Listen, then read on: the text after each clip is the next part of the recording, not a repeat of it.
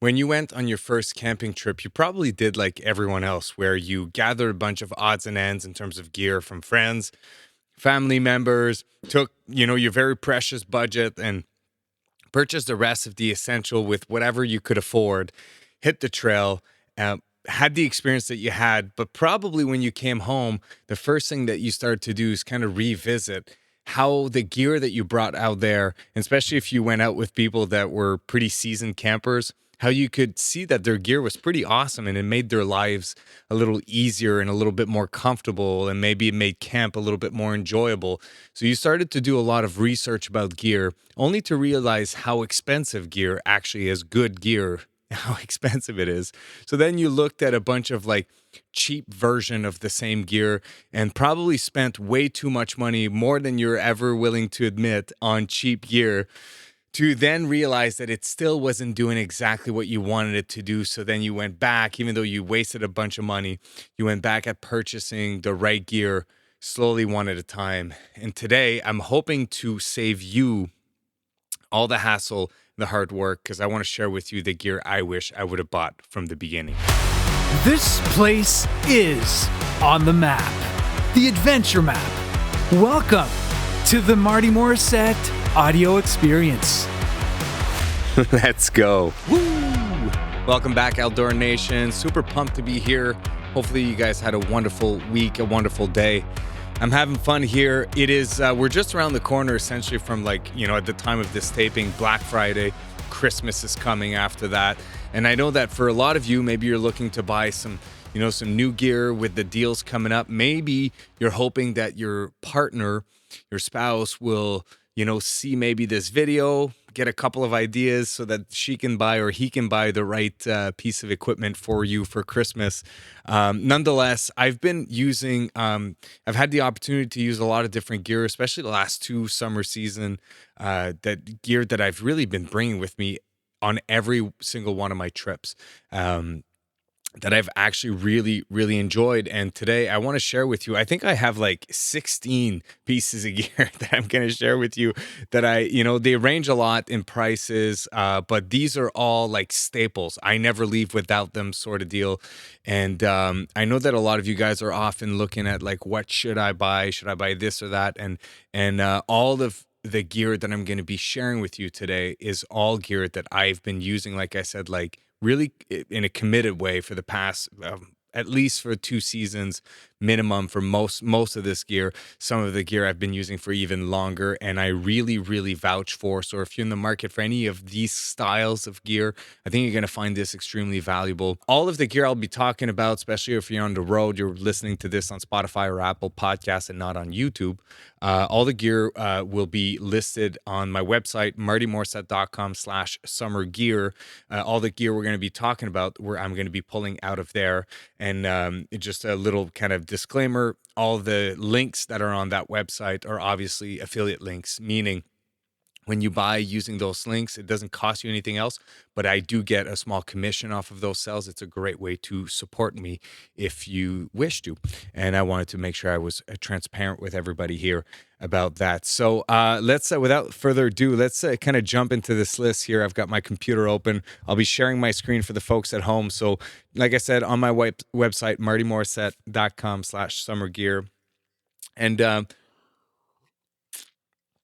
the first couple of pieces of gear I want to talk about is something that, man, I really wish I would have started my camping, when I started to camp. I wish I would have invested money into this because bug protection can be, especially when you're younger, you can feel like, you're invincible and mosquitoes don't bother me. And then you can sit and stand in a bug infested area and you're trying to tough it out. Camping is about comfort. Camping is about having fun. Camping is about, enjoying yourself out there. And bug protection is massive to that. Bugs can really ruin a trip. They can make it really uncomfortable for folks for people. And for me, one of the biggest piece of gear that I cannot recommend enough for people to get is the Eureka CT13, the bug shelter, which is right here. And This bug shelter is fantastic because, as you can see in this picture here, it's pitched with two poles.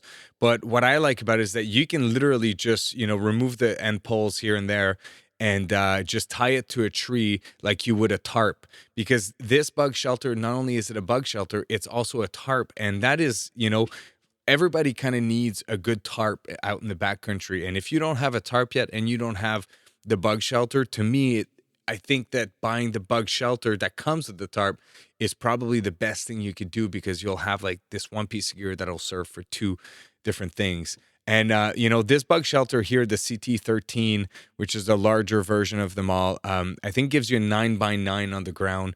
You can be really comfortable with 4 and some gear.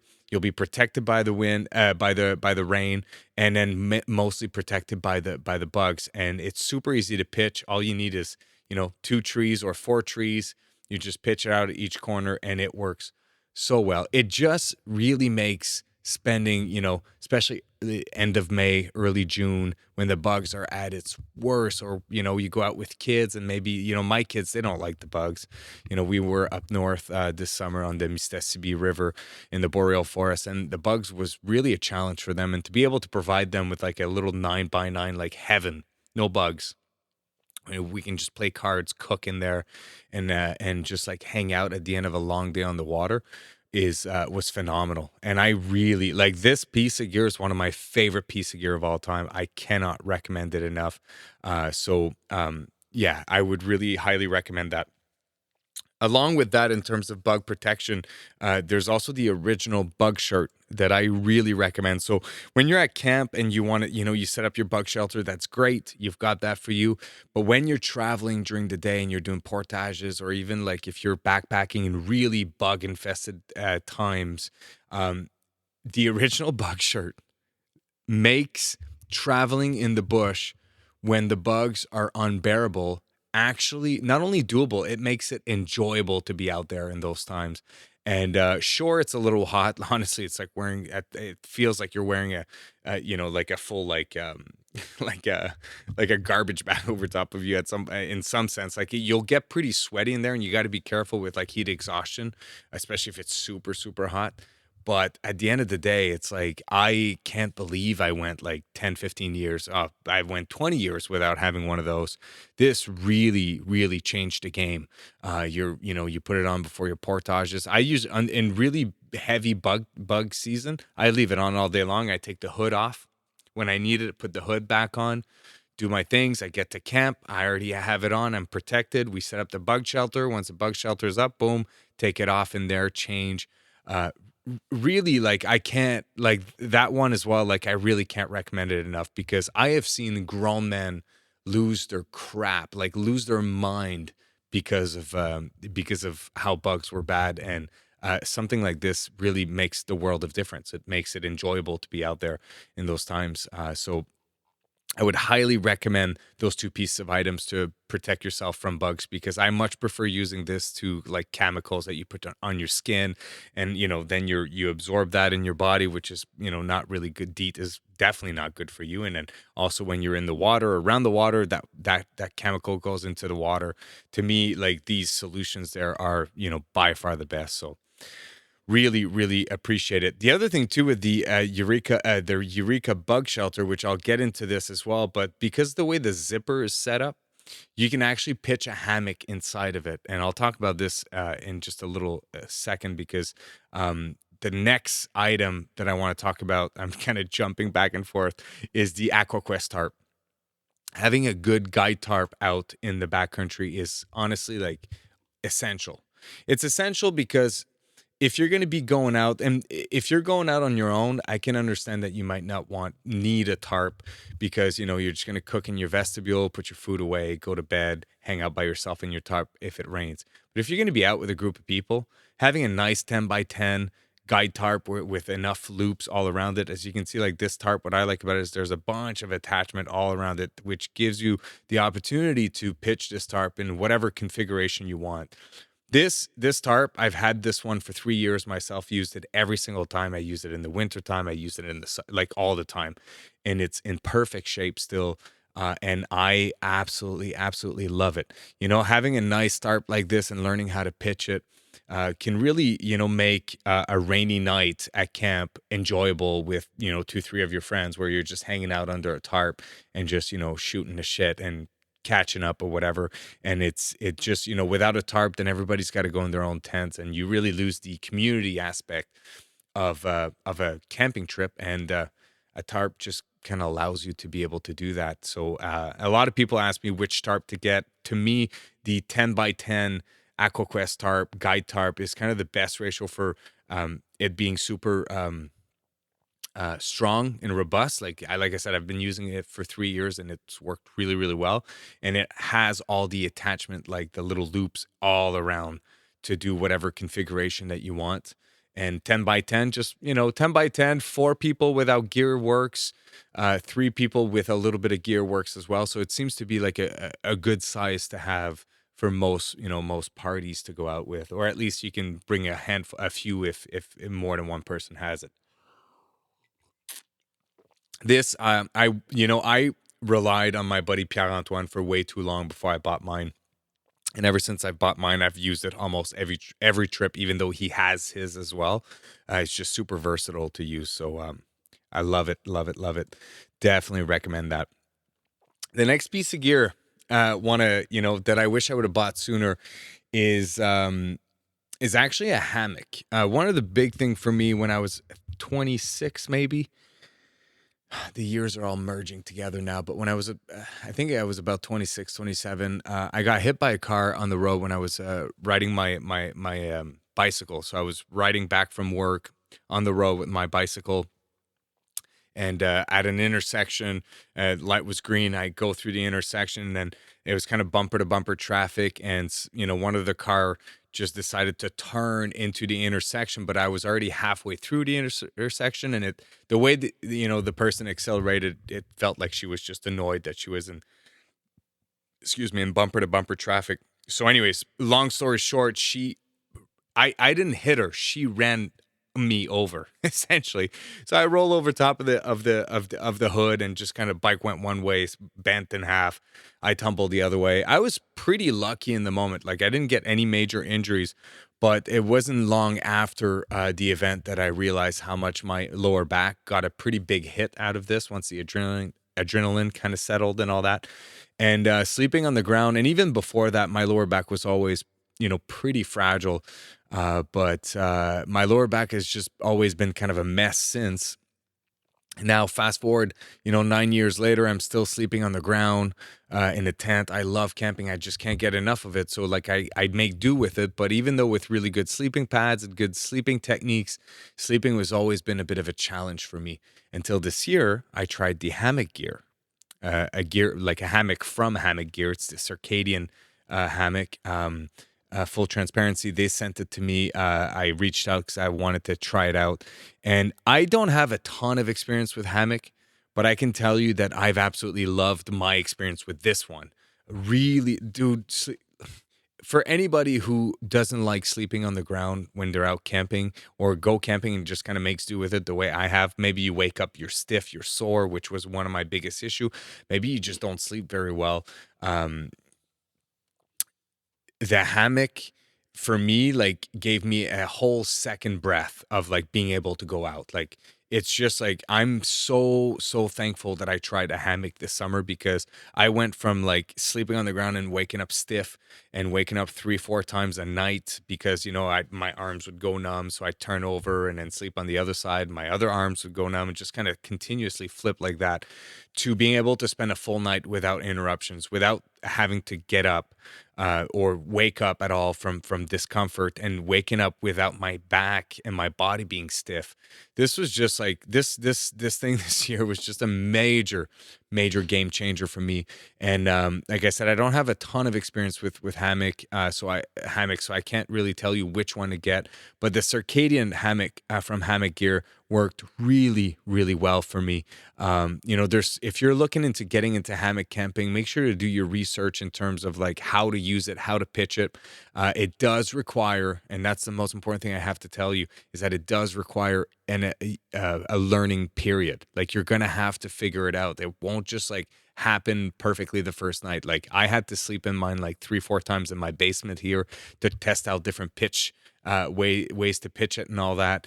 You really got to dial it in. But once you have it dialed in, at least for me, it was an absolute game changer. So I highly recommend it. The Circadian hammock, and it's super lightweight, super small, comes with everything that you need, suspension system, and you just kind of hook it up to one tree to the other tree. There's a ridge line here that kind of gives its structure, and it comes with the bug net included. And then for me, what I did, because I didn't have like the tarps, that they didn't send me a tarp or anything else, I matched it for a lot of the summer with the AquaQuest tarp, or like I said earlier, and if ever you go hammock camping eventually, for me, like that was like the biggest like mind-blowing experience of the entire summer, is you combine your hammock with the Eureka CT13 bug shelter, and that is just awesome. A little, for backpackers, way too heavy. I understand that.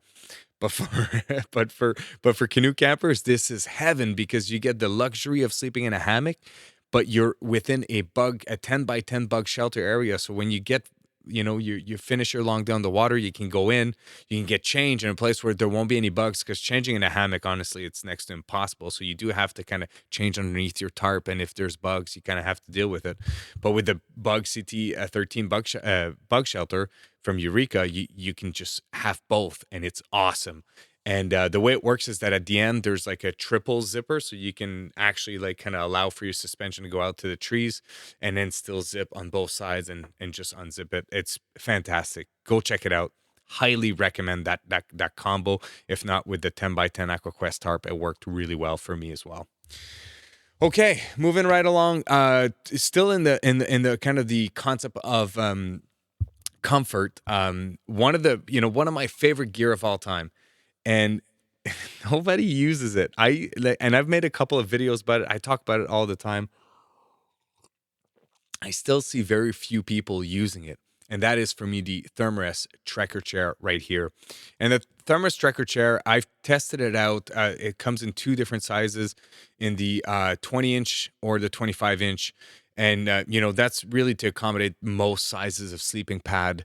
Of course, these are designed to work with the NeoAir series of Thermarest, which I do have both, but I also have other pads with the baffles that are running the other way around that I've tried in it that works really well. The only thing that I've found that with my test that I've had to worry about is it a 20-inch pad or a 25-inch pad? And depending on that, you can kind of select whatever one you want here. Just a little side note: if you're on YouTube, you're watching this, maybe you live in the States or anywhere else in the world, all of these links, as you can see, when I click on them, they go to the Canadian options for me, because I live in Canada. But if you live in the US, it'll bring you to the US option, or if you're in Europe, it'll bring you to the Europe option. So it'll kind of it'll do that for you. But yeah, the Thermarest Trekker chair, dude, it's 1 pound, so light. And then you repurpose your sleeping pad into a chair by, it's essentially like a sling that you put over the sleeping pad. You fold the sleeping pad in over. Again, you got to, it's a little finicky at first. You have to dial it in, figure it out. Once you do, it is, to me, in my opinion, the most comfortable chair that you can have. First of all, like, you've got something really cushy that you're sitting on.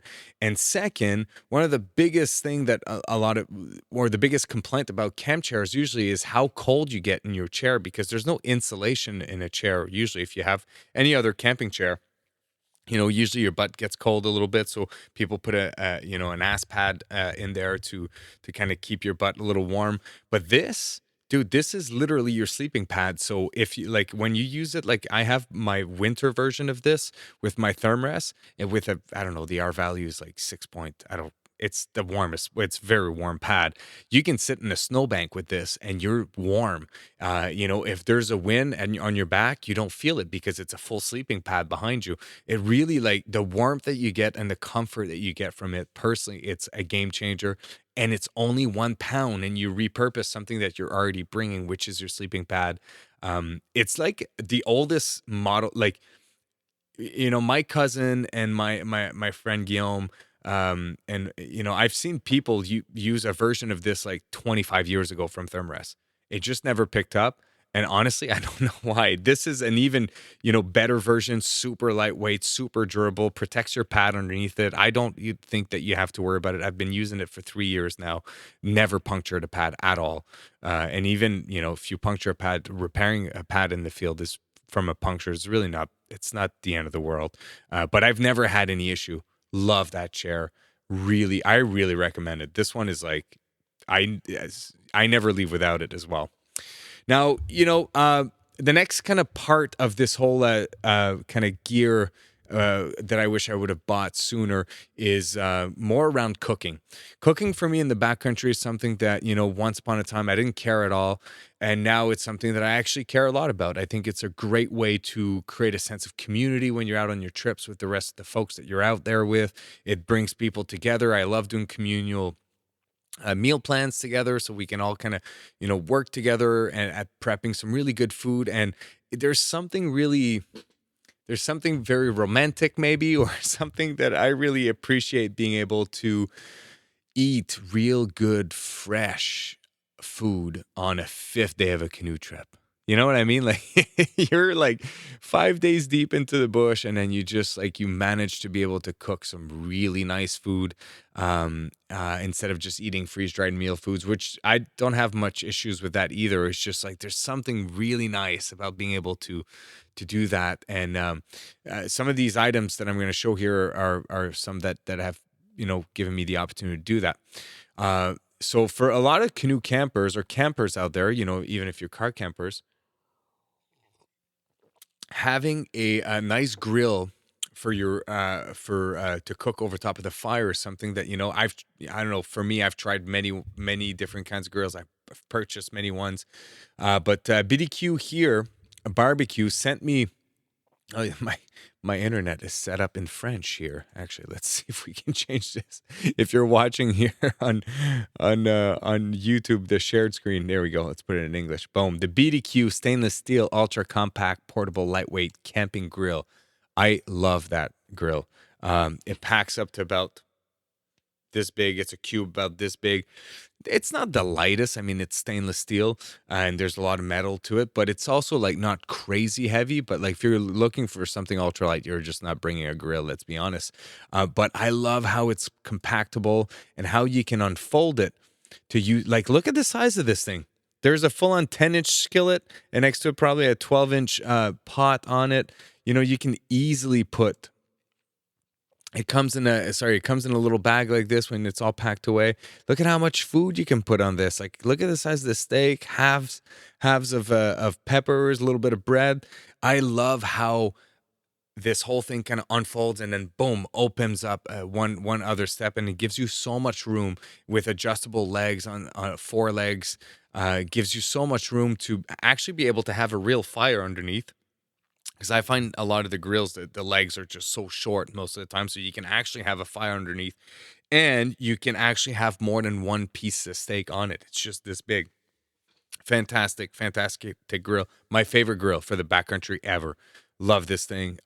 Even if I break mine eventually, which I don't know why it would break, but someone steps on it when they don't see it or whatever, I would buy the same grill. This is the grill I've been looking for years. Absolutely love it. And you compound on that. Something that I in terms of cooking that I've also added to my list of things is a proper skillet, or like a frying pan. I should say.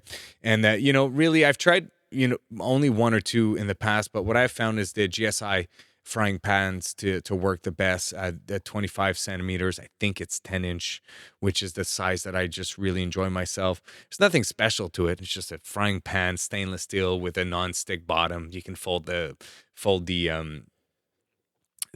handle onto it.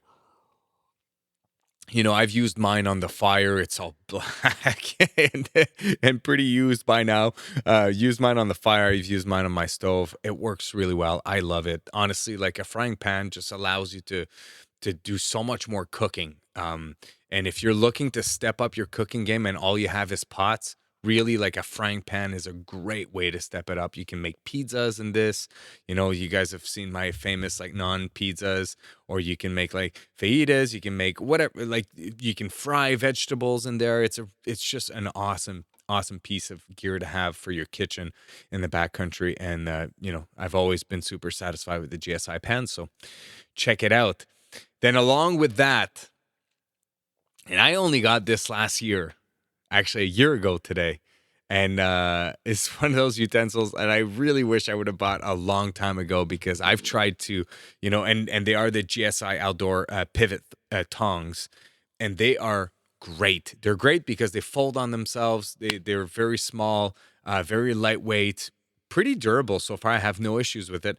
But having tongues that are just this compact in the backcountry just makes cooking on the fire so much easier, especially if you combine it with the grill, or if you make meat, if you cook meat in your skillet. Man, the tongs are awesome.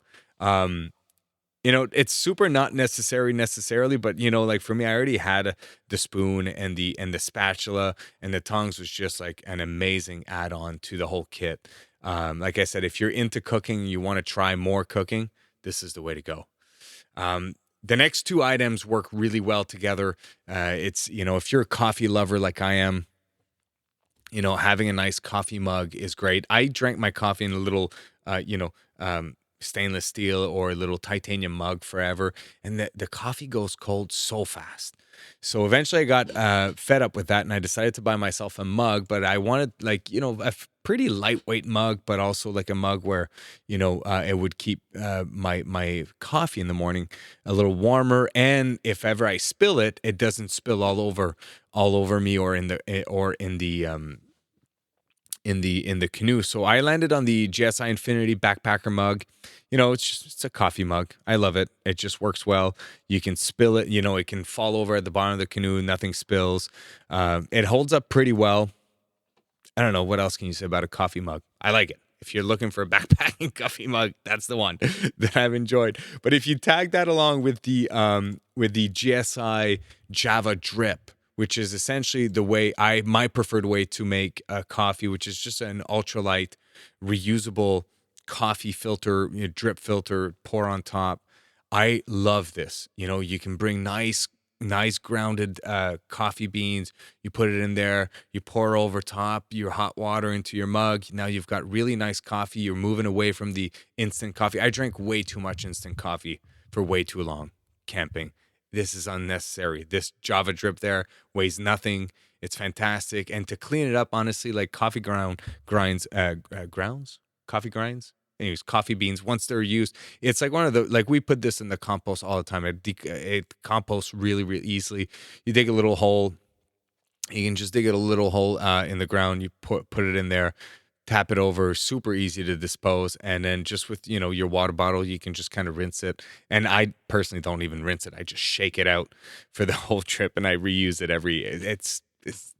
it works well. It's perfect. My favorite way to make coffee. You combine that with a coffee mug. Excellent. I'm going to jump ahead here.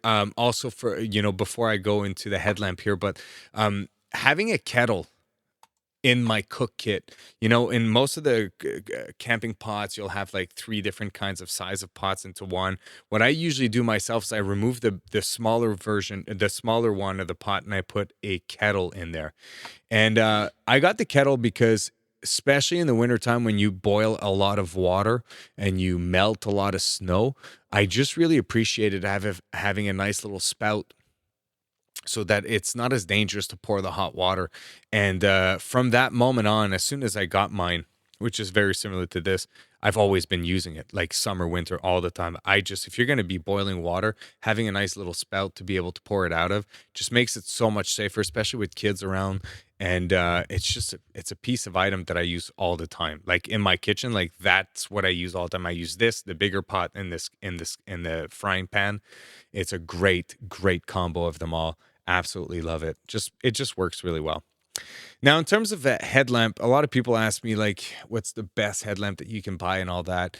And a couple of years ago, I landed on this company here, Phoenix, and this particular headlamp here, the HM50R V2 2.0 headlamp. It's a bit of an expensive headlamp, not gonna lie, but it is so small, so lightweight, made of aluminum the whole way through, fully sealed. It goes underwater. I can't remember all the exact details. I'm not the best at this, but it is just like the perfect headlamp, because it just has all the features. Like if you're looking for the one all be all, and I've tried many headlamps in my life, like way too many headlamps because I end up losing them or my kids take them and they don't bring them back. This headlamp here, though, is the last one you should have to buy unless your kids take it and they don't bring it back, obviously. But I have mine right here. I have 3 of them actually. I really enjoy them. They're super tiny, and they have like their lumens on there. Like is insane. I think this version goes up to 700 lumens. So it goes from 200 to 700. It's a rechargeable USB-C battery in there, and I only have great things to say. It adjusts really well. Just all in all, like, and it's just super tiny. Because there's one thing for me for a headlamp that really bothers me, especially with the ultralight headlamps, is the one that only has like like 300-400 lumens. When I'm in the dark and I want to see, I want to see. This gives me 700 lumens, maybe not for too long, but when I need those 700 lumens because I'm looking for something at the bottom of my tent or trying to walk through a part that's really dark, I always really appreciate it. It has a red also function to it. Love this headlamp. If you're looking to buy like the last headlamp of your life because you don't lose your stuff or you don't have kids that steal your stuff or your kids moved out, that's the headlamp. It really is. And I know it's silly because it's just a headlamp, but when you try it, you know. You just know. Moving into kind of the last couple of items for this episode here. I got to try this year. Level 6 sent me a bunch of their kind of like canoe packs and all that kind of stuff to try out. Very fortunate. And I have to say, I was always super skeptical about like the Algonquin style pack canvas for canoe campers. First of all, I didn't know that they came with a roll top bag in there, like a dry bag in there. So I was always kind of confused as to how things would stay dry in there. So for example, in the big version, I think the 115 liters, it's got 2 60-liter roll top dry bag in there and massive bag. But I used the level 6 Algonquin pack all summer long. Like I used it on every single one of my trips all summer long. I think they're on sale right now at MEC. And, and before using those packs, I used to use the MEC slog pack. So the really big kind of dry bag, roll top bag that turns into a backpack that I really enjoyed. But I also really enjoyed this bag. Honestly, I don't think that there necessarily one is better than the other. At $150, I mean, like it doesn't get much better than this in terms of like keeping your gear dry. Both of them will do that. I mean, roll top bags have their limits. They're not fully dunk proof, so even the slug is not fully dunk proof, but they work really well. Some of the stuff that I really enjoyed with this particular bag is, first of all, the comfort was great. Nothing to say about the comfort. It took a really heavy load. What I like about it as well is because there's a bunch of attachment on the outside, you can actually strap stuff on the outside, like your whatever you might want to strap, like a water bottle or something like that when you're portaging, which, the slug is really limited to attachment on the outside, which is something that bothers me.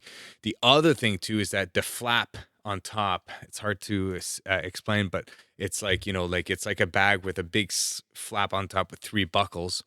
What I like about that is that you can actually open it and, like, let's say you want to remove your life jacket on your portage, you can actually kind of stuff it in there and just clip it down over top of it, which is super awesome because you always end up trying to clip your life jacket at on the outside of your bag somewhere, and it's always been super annoying to me, so I end up wearing my life jacket during portages, which is super uncomfortable. But this allows you to do that, which is great. Another thing that's really cool about a pack like this that I never considered before is that you can put the stuff that you want dry in the dry bags, but there's still room within that big pouch, that big bag. So like, like stuff like your your gas canister, or maybe like, maybe your camping chair where you don't really care if it gets wet, or maybe like whatever you might not care that it gets wet, because like your tarp doesn't really matter if it gets wet. If it's wet, you just open it up, you pitch it, and then you're dry underneath the wet tarp. It doesn't really matter. And you run out, let's say you run out of room in the roll top bag inside of it, then you have all this extra room to add stuff that you don't really care if they get wet. And I found myself using that like constantly. Like the poles for my tent were there all the time. My little Thermarest trekker chair, I didn't care if it got wet because it's such light material, it dries really fast. All these little things, and turns out that it just becomes way more versatile than a regular roll top bag, especially if you go with big groups of people. The other thing with this bag is, instead of having one big bag of 120 liters, you have two bags of 60 liters, and that is actually great just for organization purposes. So I really enjoyed these bags. They have them in two different size, 55 I think it's 60 liter and 120 liters. The bigger bag, the new version now, is bigger, like the blue version here. Along with that, if you're looking for a barrel harness, I'm going to skip over top of this pretty fast. It's just a barrel harness, but the level 6 Badass harness is just really affordable and super comfortable. And I've been using two for the past 2 years. I just throw them around like crazy on whitewater trips. They get banged up quite a bit, and they held up really, really well. I'm very, very pleased with it. So if you're looking for a barrel harness, I just find like for $140, like I said, like it's very affordable. The other ones are way more expensive, what I've found on the market. And I can't really say that they're necessarily better. Like, it's a barrel harness. It is what it is. And then the last two things are just like kind of like cheaper options, but I really also like the Bigfoot Bushcraft little fire plugs, fire starters. I like to have those in my kit, safety kit. If ever you need to start a fire real fast, this, like, the whole thing can be submerged underwater, and they're fire starters that work really, really well. They'll take a spark really easily. I absolutely, absolutely love these things. They'll burn for 5 minutes. I think they're just super worth having in your emergency pack, or just, it's a fun way to start a fire as well. Nothing wrong with that. And then in terms of the last item here is the Mora knives. I've tried many, many, many different knives in the past, like 15, 20 years. And I've always been super disappointed at all the knives. And I've spent, $50, $75 on knives and been disappointed. And I just landed at the end of the day from, different friends using it, and my own experience with a few of them. And honestly, like, if you're looking for a nice little fixed blade knife for backcountry camping, the Mora knife, companion fixed blade outdoor knife, is awesome. It's $26, super cheap. It cuts really well. It does everything that you need. Unless you're really into bushcrafting and you want to do a bunch of crazy stuff, like for 98% of all the things you'll ever need a knife for, this will do a fantastic job for you. It's not a full tang, but I still have baton with it. Didn't break on me. So not that I want to say I recommend to do batoning with it, but if you want to with small stuff, I don't think it'll be much of an issue. They're great little knives, super durable, well made. Can't complain about it. And that's kind of like this long extended list of gear that I wish I would have bought sooner. I wanted to share with you kind of my staples of this summer. Hopefully you guys found that valuable. Like I said, we always question ourselves about gear, what we should get, what's worth it, what's not worth it. All of what I shared with you today come with me on every single one of my trip. I never leave one behind almost. I love every one of them. And it's gear that has been coming with me for a while now, that I can't see myself not bringing for the next 5-10 years until they break, to be honest, or I see something that does a better job at them. Very, very satisfied with all of it. And if you're, looking for anything of that kind, hopefully that offered kind of some options for you to think about. So if you're interested, don't forget to check out martymorissette.com/summergear. And yeah, that's kind of it. So hopefully you enjoyed yourself. Have a great week, everybody, and I'll catch you on the next one. Peace.